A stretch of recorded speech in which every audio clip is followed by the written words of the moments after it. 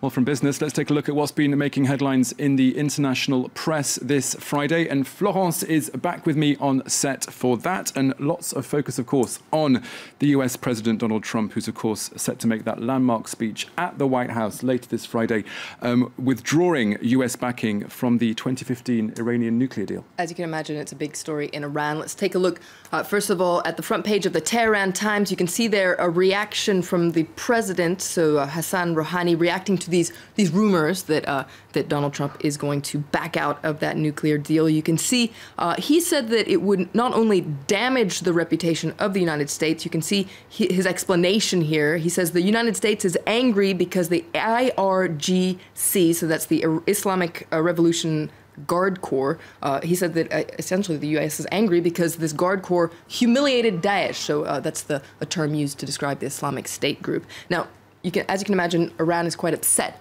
with this news, but other regional papers are thrilled that this nuclear deal could be, well, the future is unknown, essentially, for the nuclear deal. You can see this is a cartoon in a Sharq al-Awsat, so a Saudi-based backed paper, Saudi Arabia, of course, big regional rival of Iran. So you can see this represents the Iranian nuclear deal here, walking away down this long, dark tunnel towards an unknown future, and this Saudi-backed paper is quite happy about it. Have to see what Donald Trump says at 12:45 p.m. local time on that Iranian deal. But let's move on now to US papers, and they're continuing to focus on the deadly wildfires that have been burning bright across the northern wine region of California. Those wildfires are quite typical during this season, but this year's are quite unprecedented. They're unprecedentedly strong, fast, and numerous. Now, this is the editorial of the Los Angeles Times that says, look, we don't know what started the fires in Northern California,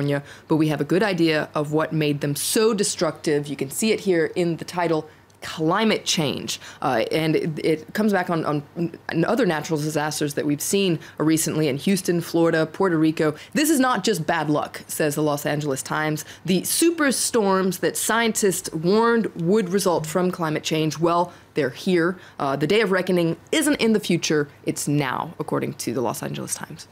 And authorities are saying that at least 1,500 homes, businesses and other buildings have been destroyed, forcing, of course, thousands of residents there to flee. And traditional firefighting tactics are really being challenged by these fires. You can read about it here in the Washington Post that actually followed a bunch of firefighters that are really trying to essentially stop these flames on the front line, I guess you could say. Many haven't slept in hours. For instance, the Washington Post spoke to some of these firefighters who'd been awake for more than 70 hours and hadn't eaten for the first 16 hours. So it's really an endless fight that they're facing. And you can see they're focusing on another angle here, and that's that urban growth in many of these, in this part of Northern California. Well, this urban growth might have actually fueled these deadly California wildfires. It's a recipe for disaster, says the Washington Post.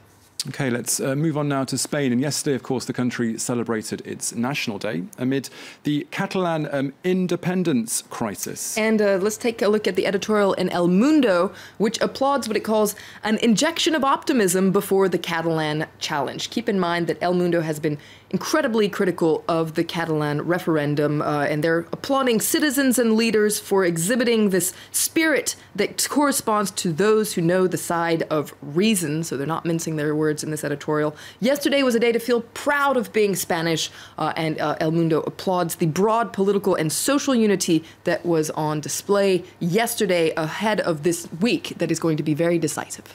Let's not forget, Florence, that tensions still remain very high between the central government in Madrid and regional authorities in Catalonia. Lots of focus, of course, on the Catalan regional president, Carles Puigdemont, who announced that he was proceeding with a declaration of Catalan independence this week, but then also said that he was freezing this to allow for dialogue. Now, a lot of papers are reacting to how Spanish authorities reacted to this. Essentially, you had Mariano Rajoy, who asked him to clarify his position and hinted that Spain could actually take control or partial control of Catalonia under an article in the Spanish constitution. You can see this is a cartoon from the Catalan paper El Periódico showing the president of the Catalan region there giving his speech, announcing independence. And you can see Mariano Rajoy there dressed up as a riot cop saying, "Can you repeat what you said? I can't hear you," with this helmet on.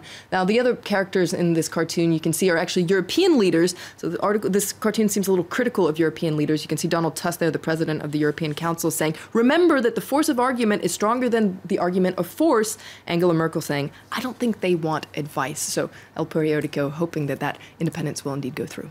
And very briefly, you have a final note on New Zealand, which is still waiting to find out who its new government is. Indeed, the election took place on the 23rd of September, but neither the National Party nor Labour got a clear majority, and so it's actually the minority New Zealand First Party that is the kingmaker, and the party leader, Winston Peters here, is happy to keep people waiting. You can read all about it here in the New Zealand press. Florence Villeminot, thank you very much for that spin through the international press.